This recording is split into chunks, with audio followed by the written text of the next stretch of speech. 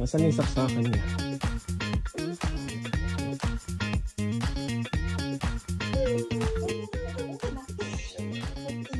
Lock na ako. Ang linis oh. Parang brand new. Tinitignan ko yung smudges. Yung mga ano wala. Linis ah. Ang model niya ay 43 UM 73. Ilang taon na ito? Ay, 6 years. Oo.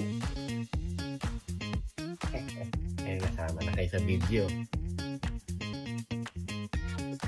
Yan. Bulaga. Open sesame.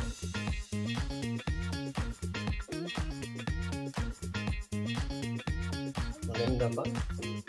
Maganda ba ito? Dapat. Kailangan niya. 49 EU.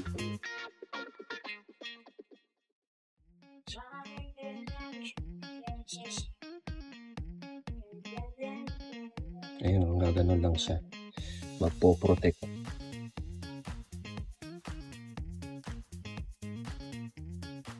Hanggang ganun ulit. Pag-testing, left and right.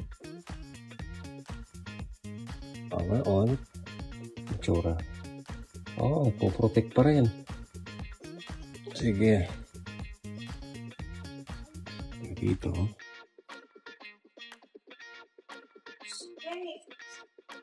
Sana lumabas kahit kalahati.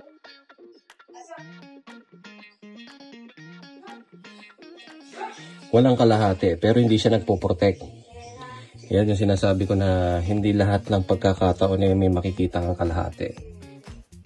Merong hindi. Okay, dito hindi na nagpo-protect. Ayan o. Dominant na yung puti, dominant na yung itim, pantay. Hindi katulad dito, sa isa, balik ko itong isa.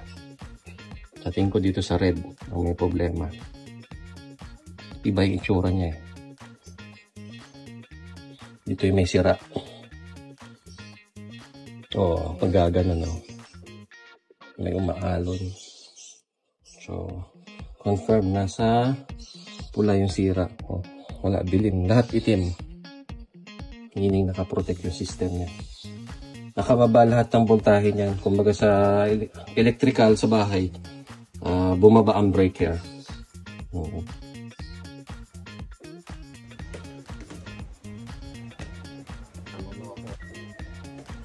Bulugo. Bulugo. Tilang kasi siya.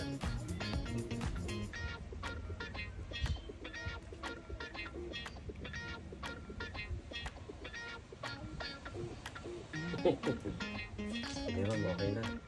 Thank you.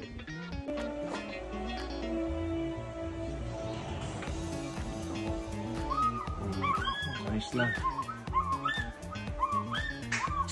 Okay na.